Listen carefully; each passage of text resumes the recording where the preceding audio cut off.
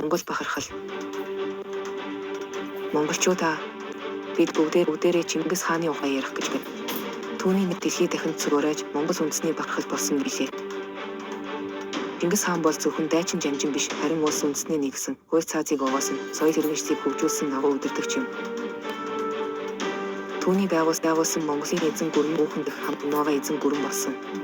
Энэ нь монголчуудын хүч чадал, эр зоригийн илэрхийлэл юм. Чингис хааны удирдлагад дор монголчууд олон 10 жилийн урштай байлдаан хийж дэлхийн алыг эзэлсэн. Түүний цэргийн акийг зохион байгуулсан нь гайхамшигтай байсан. Чингис хааны ус соёл өнөөдрийг хүрэл монголчуудын зүрх сэгэлд уршсаар байна. Бид үүний агуу үгээр бахархаж бүр хождоо өвлүүлсэн үлдээх болно. Түүний нэр хүнд алдарсан Монгол үндэстний бахархал эрх чөлөөний биелэгдэл юм.